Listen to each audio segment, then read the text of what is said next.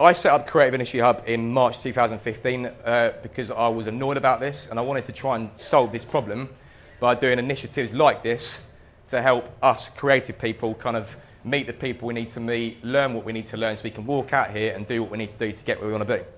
So we have a couple of really simple missions. One of them is to break down barriers for creators by teaching them the skills that they actually need. That doesn't mean writing a 1,000 word on history. When we pop music history, that means learn about things you really need to know. Our ethos is to ensure that creators learn from the biggest experts in the industry, because again, it's all well and good learning about a subject, but if you're not learning from an industry expert that actually does that for a living or has been there and done it themselves, then your information that you're giving is inaccurate. It's third-party information. It just doesn't work. My dream with this initiative is to provide a large-scale networking and education platform. For like the first 4 years of our career, we bought an old 1980s ambulance off of eBay for like £80. It was a choice between that or an old ice cream van. We went with the ambulance, and every time we played a gig, we would be in the middle of Yorkshire or something. We'd say from the stage, "Oh, can anyone put us up for the night?" And we'd end up sleeping on kitchens and in people's halls, and all that kind of thing. If you want to live with a certain level of luxury that you think that you deserve, then it's going to be pretty tough for you. But if you're like, "Yo, I'm going to make sacrifices and do this no matter what," then it shouldn't be that hard, really. I mean, where's the money going? Bigger bands are like, "I can't do this tour because we're getting £50 a night." But that can actually go a long way. If you put all of that into petrol and you're like, "We're all going to eat once a day, but we're going to get to play the gig, and hopefully in 3 years we'll be eating twice a day maybe," then that's okay, really, that's all right.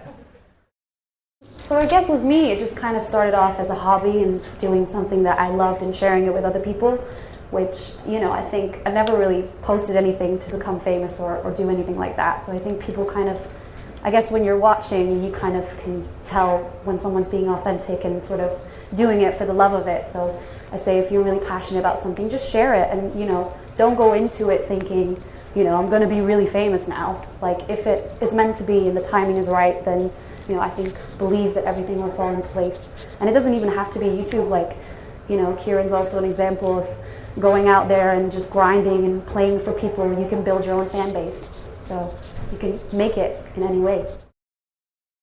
We're not signed, and we've had 3 top 40 albums, so I don't think you need to have a label to like we've tried and we haven't been signed. We've just done it like fans have bought it, CDs and stuff like that. So it's not so. If we were signed, we might have a top 10, but I don't think you need it. You just need to work hard, get your stuff out there, using YouTube, using everything you can. The strengths of the major are obviously insurmountable, but it does mean putting a lot of trust in the people that are in that particular label. If the indie has a small team for working for you, the majors are the Olympians, and it can't be argued when the right artist is there. And I reiterate my point about being proactive and ideas-filled.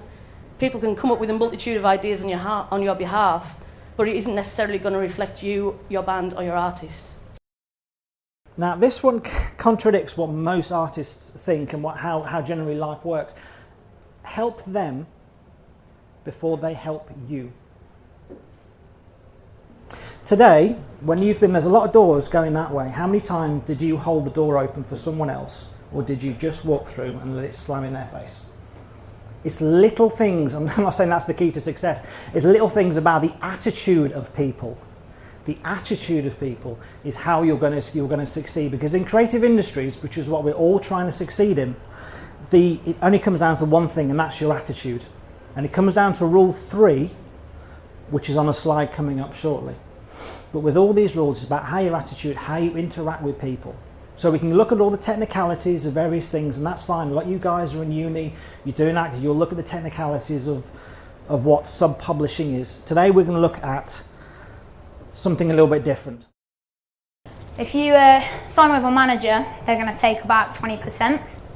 And the manager's job is to try and find you deals with publishers, labels, and also get you a booking agent or get gigs themselves.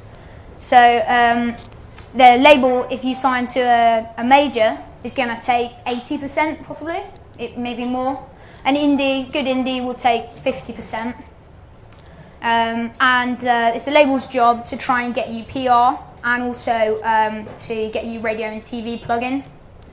And radio and TV money will flow back through to the PPL and PRS, where the publisher will feed that back to the manager or to you, the artist.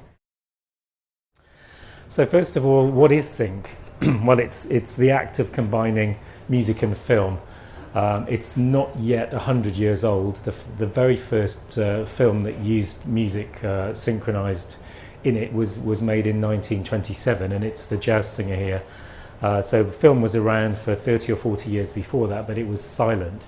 You went to the cinema and there was someone playing the piano, watching the film and trying to create a bit of atmos with some live music. If you went to a big cinema, I think the Leicester Square, there was an orchestra, but it was doing the same kind of thing. There was no sound with film, and so music already at the beginning of silent movies was appreciated as a way that atmosphere and emotion could be communicated.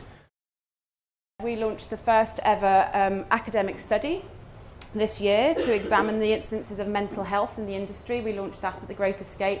We surveyed over 2,500 musicians, and some of you may have taken part in that survey, and thank you if you did. And so what's that going to do for us is it's going to enable us to develop some services which will help you as musicians if you have any mental health issues, or if you know of people that have mental health problems. You can enter into a contract without it being a formal agreement, headed contract or agreement or something really obvious like that. So a contract can be an exchange of emails, for example. It could even be a conversation where two parties have agreed to do different things.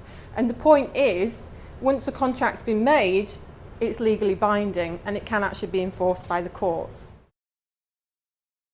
I always say anybody can book a gig. I started, without even knowing it, I kind of became an agent at the age of 17, 18, helping my mates out with booking gigs at clubs. So I feel like, you know, it's a physical booking of a gig, really anybody could get into, but becoming an agent is about more than just booking that gig. It's about developing that artist's career for the long term, and that entails having the vision to really look at a long prospect. So it's not just about a great tour, it's about, you know, an album cycle, it's about the next 2, 3 years, 5 years. What is an artist manager? He's your best friend. He's the man that doesn't say yes every time, that's for sure. You don't want somebody who says yes. Equally, we think in 2016, an artist manager isn't somebody who tells you what to do. We see an artist manager as someone who can have a frank and meaningful conversation with you about any of the key decisions you have to make about being a musician and an artist. Which label you want to sign with, which bass player you want to recruit for the band, which gigs to play, when to put out music, what music to put out, whether your music's good enough to put out, who you should be writing with, what clothes you're wearing, what artwork to shoot, what photos to shoot, which accountant to appoint, whether your lawyer's any good. I came up with the answer, well, it's simply someone who helps the artist become as good as they can creatively, and then turning that into a sustainable and profitable business. And it's not just posting music videos, but doing behind the scenes stuff as well. So when you're recording, when you're practicing, just be filming as much content as you can, and building engaged content. The YouTube algorithms reward people for posting regular content. So if you're just posting one music video every 2-3 months, you're not going to hit people's feeds as much. If you can be doing even just Q&As with your fans, or an in the studio tour diary, whatever.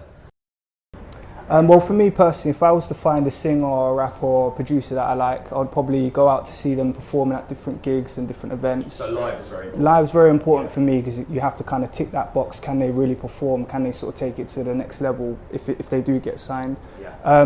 Basically, if it's a case of I find them on Spotify or SoundCloud, then I'll get them on an email, dig for their email through various different online platforms like Facebook or Twitter or things like that. Connect with them, invite them into Epic or to Sony, or go out for lunch, just basically have a conversation about what they want to do with their career, how far they really want to take it. So, our aims, as we said, is to bring to light and share as many news, tutorials, deals, resources and job offers as possible within the music industry. It's all about connection. It's connecting the UK professionals, both job seekers and employers, to make them more productive and successful. As George said, the idea of what the music industry is like, as opposed to what it's really like, are two very different things. And one of the biggest things is networking. It's so important. A lot of projects come to light based on who you know, who you've met. It's not always the easiest thing to do to get to the right people, but making connections across our platform is really important.